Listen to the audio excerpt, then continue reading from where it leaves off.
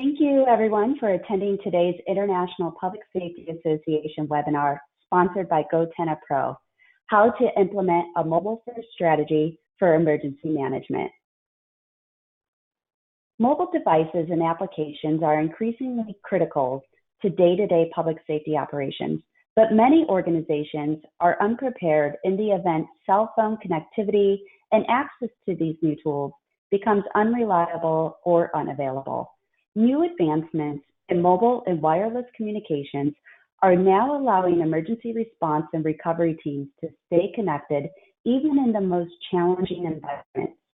In this webinar, you will learn how to build a comprehensive mobile-first strategy for emergency management and learn from public safety agencies in areas prone to hurricanes, wildfires, and other natural disasters. I'm going to walk you through a real-world scenario where we used personal mobile devices and our LifeRing app to create an effective responder C4I system. Sunfest is Florida's largest waterfront music and arts festival. Held each May in downtown West Palm Beach, Sunfest attracts more than 175,000 visitors. As you can imagine, an event of this size generates hundreds of incidents, from lost children to heat exhaustion to fights, and more than its fair share of people under the influence. Next slide, please.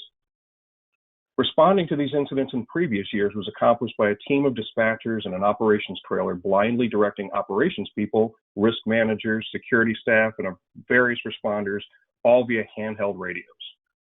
The problem is that each responder group or agency has disparate communication tools on different networks, channels, frequencies, encryption keys, and they're unfamiliar with each other's procedures and capabilities. Add to this hundreds of volunteers who are not issued radios and who literally had to find someone with a radio to report an incident. Given the large crowds, loud music, and the tensions of the situations, trying to know where people are coming from and telling them exactly where to go was almost impossible, since everything was done over radios and limited to verbal directions during quite literally a rock concert. To be accurate, it was several rock concerts all happening at the same time. The one thing almost all of these people had in common was they had personal smartphones. We loaded our LifeRing software on as many volunteer and responder devices as possible, and we set up a PC with a large monitor, also running our app, in their existing command center. LifeRing software is a single app that loads on any PC, Android, or iOS device. The system enables real-time situational awareness between all of these devices to create a scalable, common operational picture system of the mapped area and the precise location of all responders and the location of dangers in relation to those responders. Everyone that signed on was now part of the COP. Now that we knew where everybody was, we needed to know who was who. Responders on our app are represented on the display by icons that designate their agency, which had been pre-established. So you can immediately identify a policeman from a fire person from an EMT. Simply tapping the responder symbol would display their profile info, showing you who they are and what role they play. So here's Sergeant Smith, he's the shift commander, he's in charge of crowd control, etc.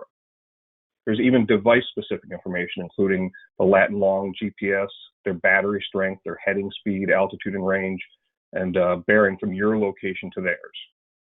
Now, with that responder selected, what we call hooked, you now have direct communication with that person via one-touch chat, messaging, and push-to-talk.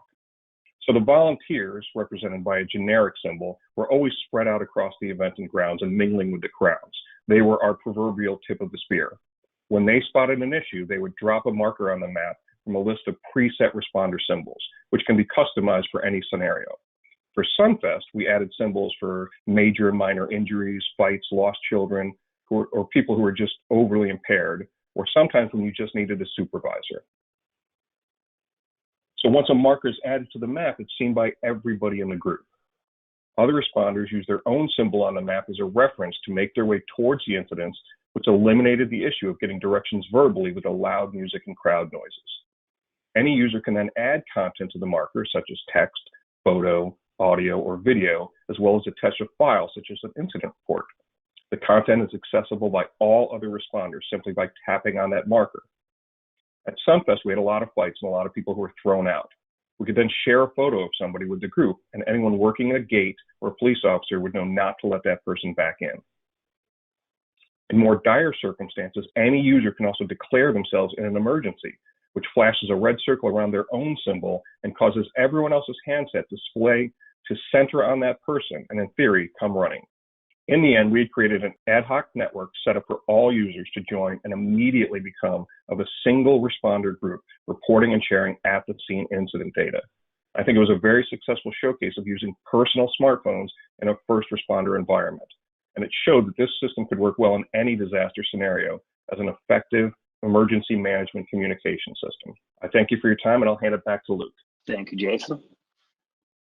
These are the 3 biggest takeaways I'd like to leave you with today. Agencies across the company are moving towards a smartphone-centric mode for public safety. While there are challenges and considerations for funding, security, implementation, and durability, there are many agencies that you can look to and follow their lead. When your agency does have a successful deployment, make sure you're putting together an after-action report.